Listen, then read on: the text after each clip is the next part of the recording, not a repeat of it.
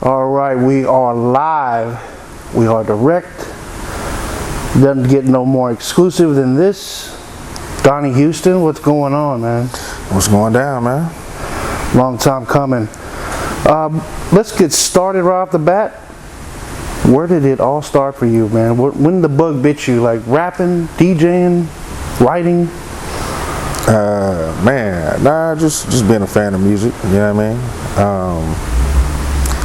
My older sister, she was like graduating high school in like 1988, just to give you a feel, you know what I'm saying? At this time, I'm like 3-4 years old, you know what I'm saying? But her senior year, she would take me around a lot. So a lot of the stuff she was playing, this was like, you know, hip hop is out. So it's all Run DMC, LL Cool J, Salt and Pepper, Big Daddy Kane, Special Ed, you know what I'm saying? D Nice, whatever, you know what I'm saying? All that. And so one day, I distinctly remember this. We went to the store, I was a little kid, and she brought me, well, it was two tapes she brought me. I'll Be Sure, In Effect Mode, that was hers. And then she brought me Run DMC, Tougher Than Leather. That was mine, you know what I'm saying? And that was like my first tape, you feel me? Wow. Everything else I had was just like whatever I heard, but that was the first thing that was like mine, you know what I'm saying? After that, it was a wrap. This is about middle school, high school, elementary? No, I'm about 3 or 4 years. I'm about 4 years old. Wow, man. Yeah. Wow. Cassette. I was born in 1984, so that's what I'm telling you. Like, this is wow, man. Whatever they came out. And diapers almost, right? Yeah, but I distinctly remember this though. You know what I'm saying? Like, distinctly. Yeah. And we've briefly spoken over messaging, this and that.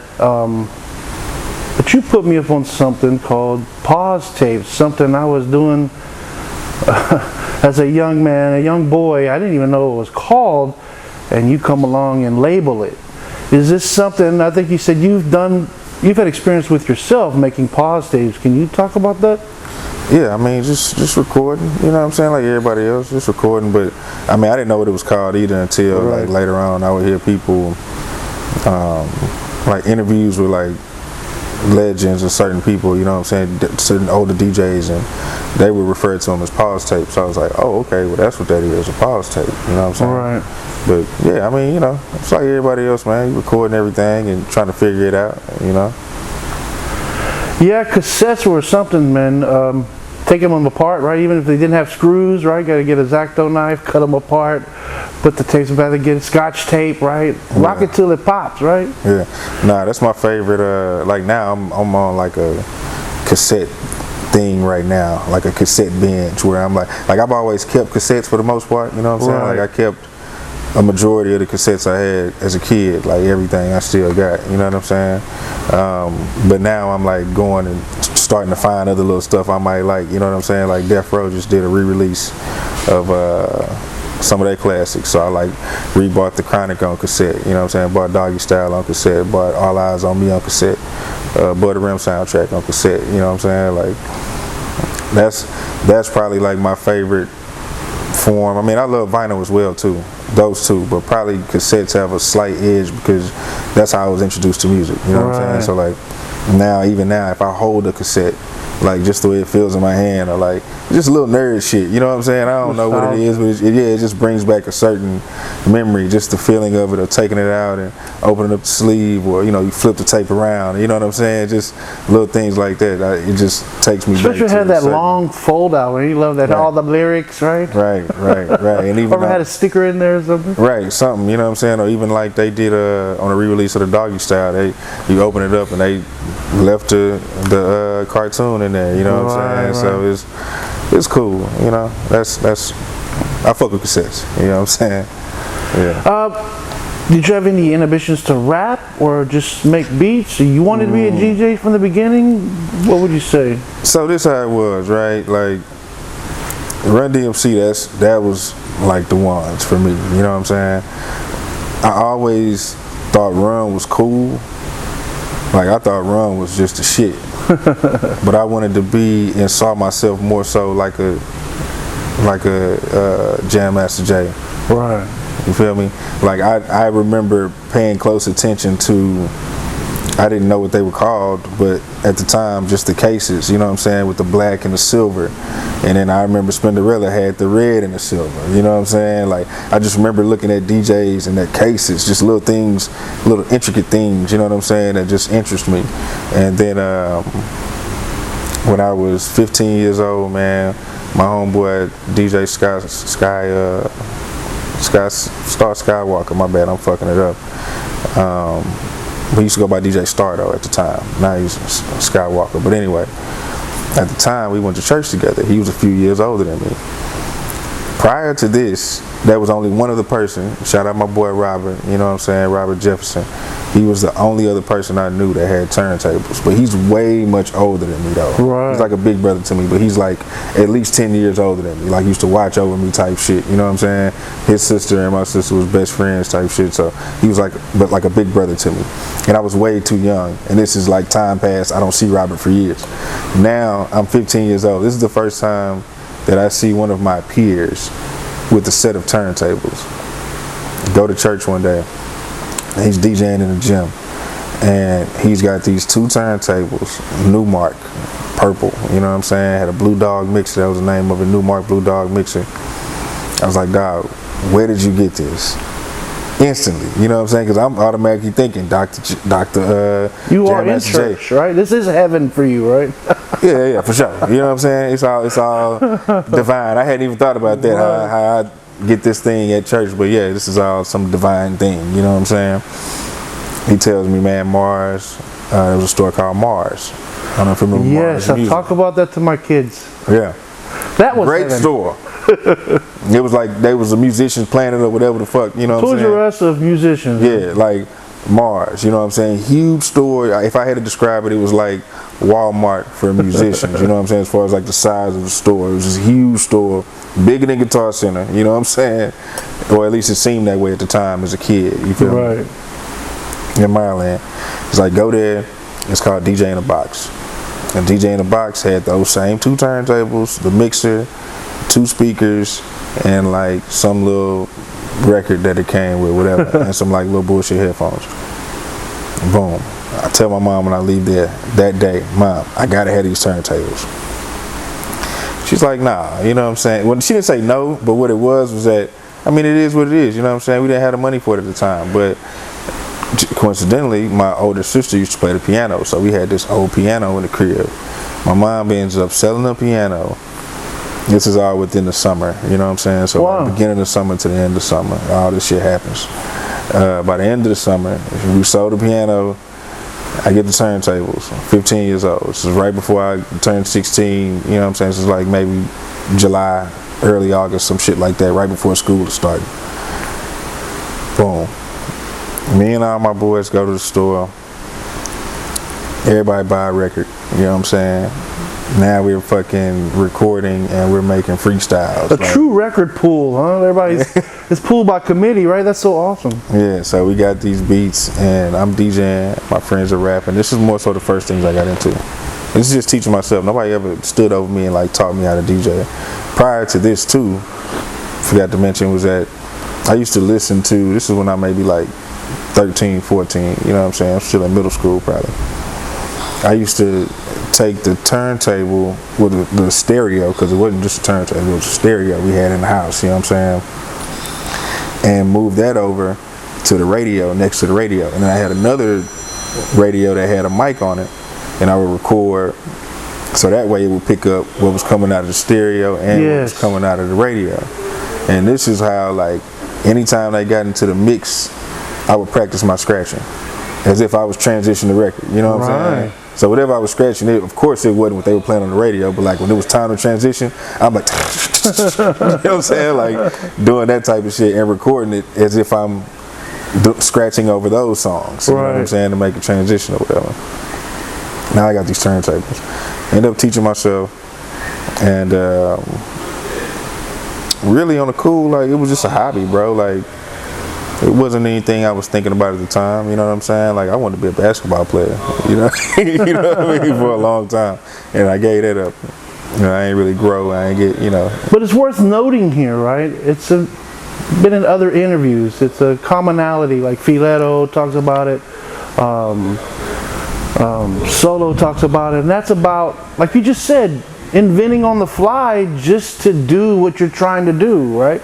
You're becoming an engineer, you're becoming somewhat of a producer, right? Because you got to put these moving parts together just to execute what y'all trying to do, freestyling or whatnot, right? So you don't have to hook this up. It's like Frankenstein, right? I love noting this, right? Because it's so, I think it's unique to hip hop, right? You can't, I mean, rock and country, they get innovative, but not like hip hop, man. Like Filetto talks about, he had a 1 second window on a Casio to sample. So he took a record and he spun it up so fast, RPM, in that window. So then when he plays it back, he pitches it down, right? You see where I'm going with this? Mm-hmm. And he has a drum loop he can loop. That type of stuff is fascinating. And I think it's exclusive to rap, right? It's right down the lane what you're talking about. You could look this up, so you had to make it work, right? Yeah, nah, you just figure it out. You know what I'm saying? That's really what it was. Mad scientist. Just trying to figure it out, bro. Like, okay, how can we record this shit? You know what I'm saying? And y'all were recording on cassette, I take it? On cassettes, bro, yeah. Like, wow. and I still have, I wonder if I should do this. Let me see. I still have cassettes, man. I just started digitizing some of them from, what just goes to show, man, this man, Donnie Houston, if you don't know, is a true historian. A curator, right?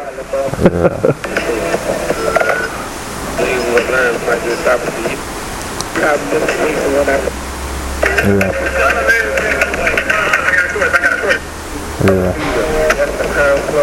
Everybody knows we smoking trees on their mouth.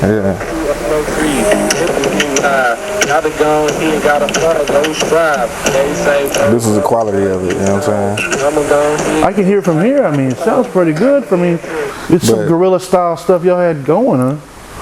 Yeah, we were hella young, bro, just trying to make some shit happen. But anyway, we do that.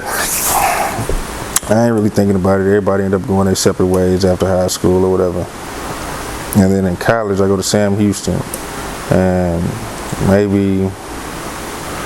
You mind if I stop you for a minute, Sam Houston? You said you was hooping, huh? Or no, I've been stopped playing basketball. Like after 11th grade, I stopped. I love sports. That's why I'm always. Yeah, no. Once 11th grade came, that was the last year I played basketball. Okay. I kind of just walked away from that shit. But you're Sam Houston, studying. What were you studying?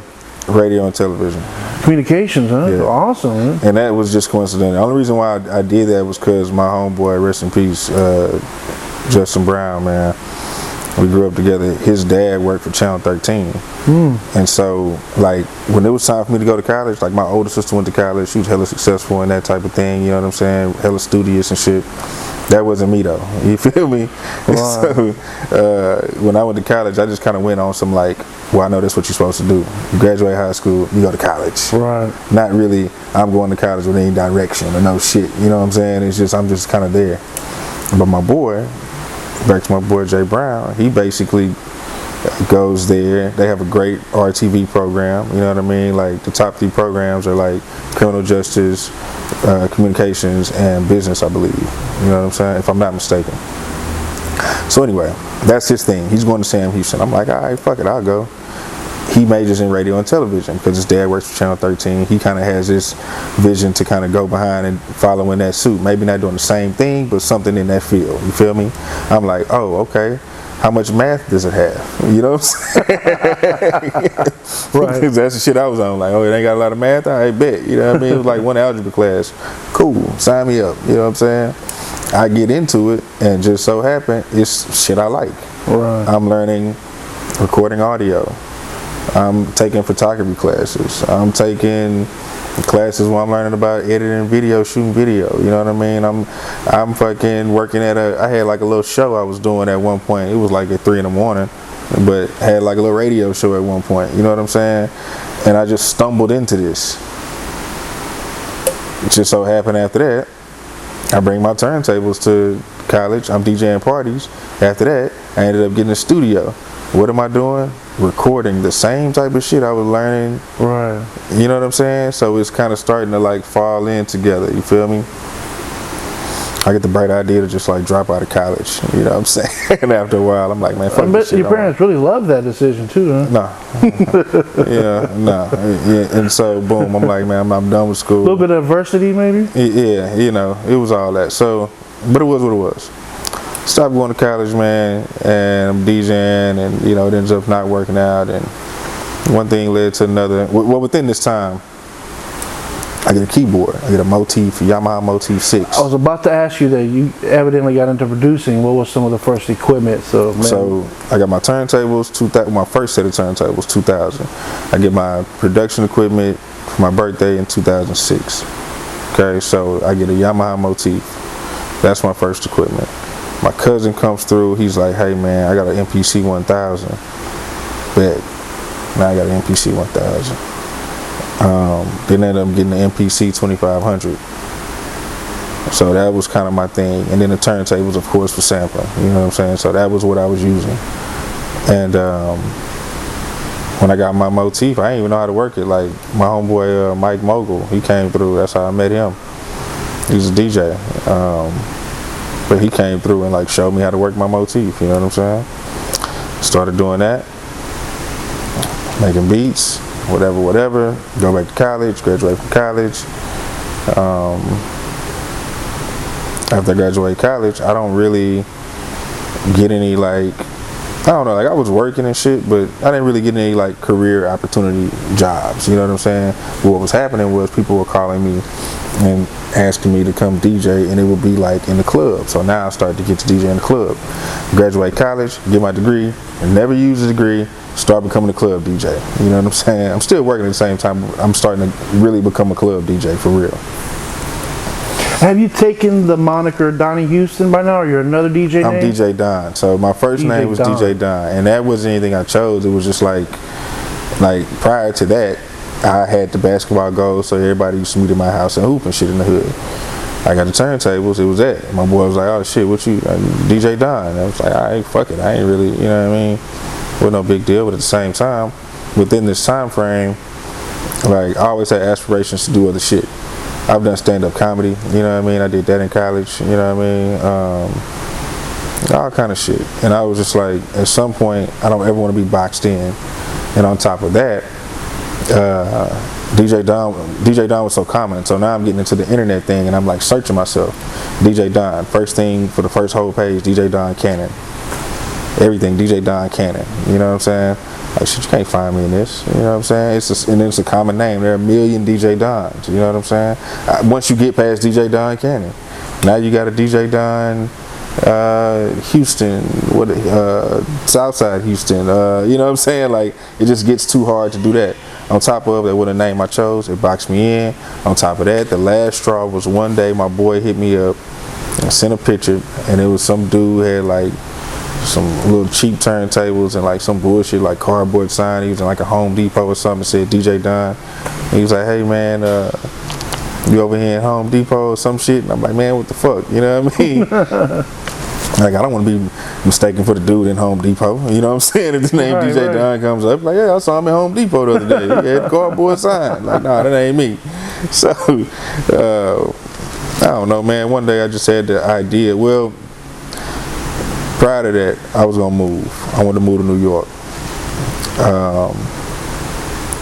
And I was just like, I want to take Houston with me wherever I go, type shit. This is just thoughts I'm having, random thoughts. Nothing I'm really just. Of course, I want to know why New York, why not California, why not? Because at the time, Dallas. At the time, I had been going to New York, and I liked it. I liked the. I've never been, man. It's fascinating. I liked the riding the subway shit at the time. I liked the walking everywhere. I liked that shit was exciting to me. You know what I'm saying? And it's kind of what was going on. This is a blog era, so it's like the industry's kind of there at the time. Like now, it's more so probably California, Atlanta, but it wasn't really like that. Maybe like 10 years ago, whatever. So, boom, that doesn't happen. I end up staying here. But in the midst of that, this is going into 2013. So 2012, I'm kind of just at this point to where. I stopped DJing in the clubs. I'm just trying to figure shit out, whatever. 2013 comes along. like, man, I'm gonna call myself Donnie Houston. It was just a random, like, I'm literally laying down at my apartment chilling, and I just popped up like Donnie Houston. Right, it just comes out of nowhere, man. Just out of nowhere. Right, it's meant to be. And I was just like, okay, well, like, people always call me Donnie. My family called me Donnie, you know what I'm saying? In the neighborhood, they called me Donnie before the DJ Don thing when I was DJing, but it was Donnie, you know what I'm saying? And then the Houston thing, I was like, shit, I don't know. It sounds like it go together. Like, I have no idea where I can't tell you, you know what I'm saying? Like, I put no real thought into none of that shit. Like, literally, it just came to me, and I was just like, all right, Donnie Houston, like, kind of got a ring to it, you know what I'm saying? Called my sister and asked her what she thought about it. She was like, yeah, I like it. I was like, all right, bet. Donnie Houston. And so, in 2013, I changed all my social media, like, literally on the 1st. When the new year came, everything changed from the DJ Don to I'm Donnie Houston on social media, you know what I'm saying? And you were producing at this time? Yeah, I had already been producing. Before this? I was producing. Yeah, for sure. But it was all underground stuff. Like, at that time, this is like 2010. They had this quote unquote new Houston movement, and there was like all this new artists that come in. That's when, like, you know, me and Propane are working together. We come in. You get Dante Higgins. You get Doe Beezy. You get who was out at that time? Marcus Manchild. Surfacing. Kirko Bangs, yeah, but he wasn't really, I'm talking about like in Houston though. Right. I don't know what Travis Scott was, but I'm talking about in Houston there was this movement where you're getting this whole crop of people, you know. I don't know if you heard of any of these people, but because there was some underground shit, you know what I'm saying? But this is when the underground starts to bubble and you start getting these new names. So I'm a part of that, and I'm producing in that. Sauce Twins, right? This is before the Sauce Twins. Before the Sauce Twins, okay. Yeah. Sauce Twins was like 2013, 14. Okay. At the earliest. So I'm talking about 2010. Gotcha. Okay. 2009, 2010. Like, less. All these people. This is when you get all these new people. You know what I'm saying? At the same time, too, there was a concert series called The Frontline that was put together by MC Kane, and we would perform, and it was a real dope thing, like hella dope thing. D-Lo, I can't not mention DeLorean. You know what I'm saying? He was in there, but yeah, man, it was just a new thing. So anyway, I had been producing for them at this time. So now we're in 2013. Still doing that.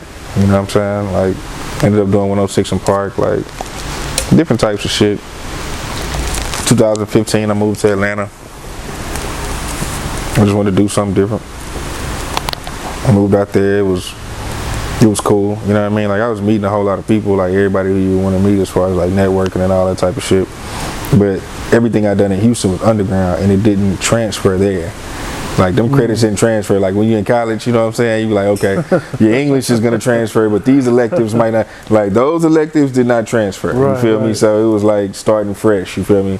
But the good thing was with Atlanta is that because it's been a city of like, with a lot of success. This is just my theory, I could be wrong, but I view it like, because it's been a city of success, people will be more keen to like hear you out if you say you do some shit, you know what I'm saying? And if it's dope, then they gonna fuck with you. Right. So like for me, it was like, if I went in the studio, if I got the opportunity to play some beats, that was my key in the door, you know what I'm saying? To start building relationships and shit like that. So I'm doing that, and it's working as far as that, but I'm still just getting my feet wet, really getting my feet wet.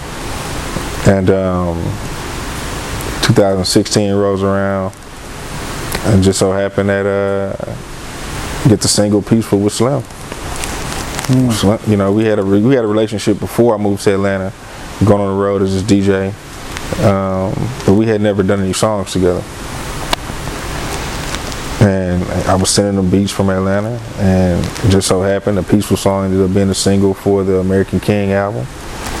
And I was like, okay. I had another song called oh my God, I feel terrible. Where they at? Magnificent. Called Magnificent.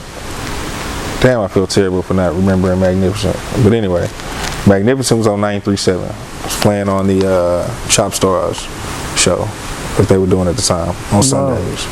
You know what I'm talking about? Yeah. So that was going at the time.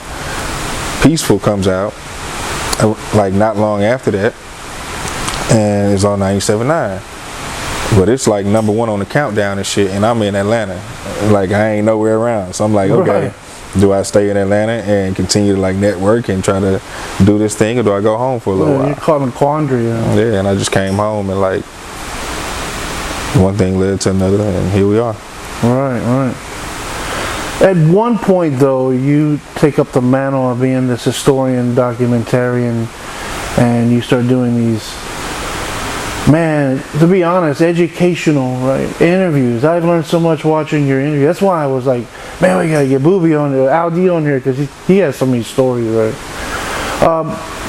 What started you doing that? I mean, that's an endeavor to itself, man. Yeah, man. Well, appreciate it, man. But really what it is that, like, I'm a podcast junkie, bro. I say this all the time. You know what I'm saying? Like, I've been listening to podcasts for over 10 years. Like, early Combat Jack, early Juan Epstein with Cypher Sounds and Peter Rosenberg. You know what I'm saying? And what they were doing was a similar thing, but it was more so because of East Coast base.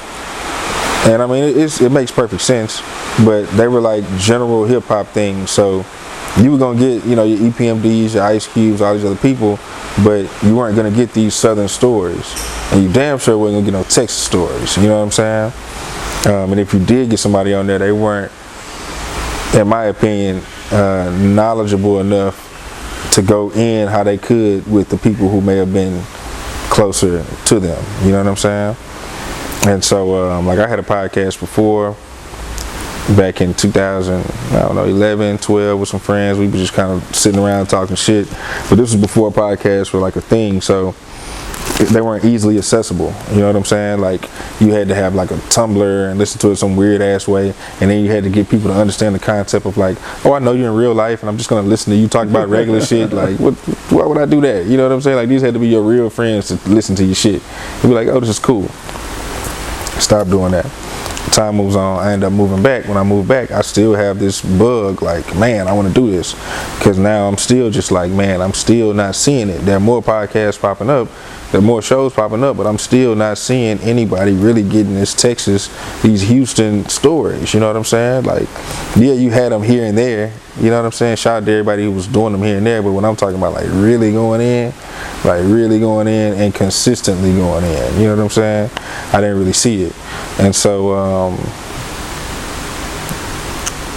even prior to that, I had a podcast, well, same podcast, it was called What They Talking About, with me and my boys, but similar concept as the other one. We sitting around chopping it up. Over time, like, everybody kind of, you know, life happens, and everybody, you know, kind of got their stuff going on, and so here I am, and I'm like, all right, well, I still want to do a podcast. And I had done a few interviews before, here and there, and I liked it. And that's when I started thinking, like, oh, I'm getting to kind of use like the journalism thing. You know what I'm saying? Right. Like, The Barbara Walters coming out in you. like, yeah, you know, it's kind of, you know. And so Few downs. Let's get correct there. yeah, so yeah, man, you know, one thing led to another, and here we are. It's like, you know, initially it wasn't intentional, but I don't know, like, I guess I'm doing what I'm supposed to be doing, because I didn't plan this the same way I didn't plan to be an RTV major coming out of high school. Right. It just happened, and it was like, oh, this is what I'm supposed to be doing. You know what I'm saying? Interviewing people. Okay, it's a thing. Okay. Right. This is just natural, you know what I'm saying? Natural evolution, bro. And now it's something that I'm owning and like trying to hone and, you know, really focus and make it as best as possible, you know what I'm saying, as interesting as possible and whatever for people, you know what I'm saying, to watch it. So It is worth noting, crawl out from under the rock you're under, out of the cave. Go to the Donnie Houston podcast on YouTube. If you haven't done already, subscribe. As Willie says, smash up the likes. Tell them about your website you got. DonnieHoustonWorld.com for sure. Also, it's a whole lot of, it's more episodes like on the audio thing, because like the podcast started out like now podcasting is a thing. Like you see it like everybody's got a podcast. You get a cute little couch and you get your little light up sign and you know your mics and your headphones and now everybody you know. But when it first started out, it was an audio platform. So that's what it really started out as in its true form, it's audio. So there's more episodes available on the Apple Podcast app or on Spotify or SoundCloud or Google Play or like any audio podcast platform. You know what I'm saying? So subscribe there as well, and you'll get way more content there. Or different content, because there's your YouTube content like Sensei Sundays, not to jump to that, but like stuff like that is only on YouTube. But there's more podcast stuff on the audio. And just like the interviews I do, I learned so much, even in the very interview. I mean, like Archie Lee, we went to Hartman together. I didn't know he was on the original SGC tape till I did the interview. And I bring that up because I can only imagine the stuff that you learn right in the middle of the interview. Like, for instance, correct me if I'm wrong, the 103.2, the governor, how he unfortunately passed. I had not know that story. I heard all the rumors, but I had not heard that very story from his family until I saw your interview. Can you talk about that, like some of the things that you learned during the interview? Man, I don't know, man. Every interview is a learning experience, bro. Like every single one. It's like people be like, man, what's your favorite one? All of them my favorite. Like you can name any one and I can tell you why that one's my favorite. Right. You feel me? Like it's just always something, man. And you are related to 3-2? Yeah. It was your cousin, huh? Yeah. And you found that out recently after he had passed, or? It was right when he passed, right? Because my mom, she just asked me one day randomly. My mom's older, so it's like anytime she bring up like some hip hop stuff, it's like that's like I like bonding. You know what I'm saying? So I'm like, okay, she's trying to bond. You know what I'm saying? When she bring up something about some rap, and so one day she's like, hey, do you know a guy named Chris Berrier? And I'm like, yeah, 3-2. He actually died recently. She's like, yeah, that's your cousin. Wow. And so I'm like, oh man. And so it's on my dad's side, so I call him and he's like, yeah, like close, you know, whatever, and like breaks it down, whatever. And it's like, yeah. So got to connect with his sister Amy, you know, with his mom, like tie it all up, and yeah, you know. And currently you are working with Big Pokey on a Sensei Sunday, and these are different episodes. Can you talk a little bit about that? Sensei Sundays, yeah, man. It's just what it is it's actually more so of a documentary type of thing, and we just broke it down into a 4-part series. So you got Sensei Sunday, the series. You got 3 of the 4 episodes out right now. The last episode is going to drop this Sunday. The album drops on this Friday. Wow. So yeah, well the 28th. I don't know when this is going to come out, but yeah, this is good timing. The album is going to drop on Friday, and then the 4th episode drops on that Sunday, the last one. So yeah. Well, Donnie, it was a privilege, honor, man. Let alone meet you for the first time, and hopefully some more interviews in the future, right, man? For sure, man. Nah, thanks for even inviting me, man. Oh yeah, man. We appreciate you coming out. Any parting words? Bust some shots in the parking lot on the way out. Some shout outs to somebody. Man, shout out to everybody who watches the show, man. You know what I'm saying? Shout out to DJ Rick. But shout out to everybody who watches the show, everybody who subscribes, everybody who tells people. You know what I'm saying? Man. Just thank you, you know what I mean? Like, I appreciate the support, for real, genuine support. Even, you know, Rick for inviting me onto the platform.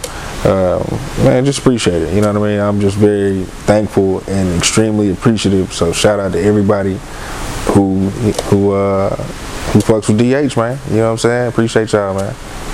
That's it, Donnie Houston, man. Again, it's a privilege, man. Already.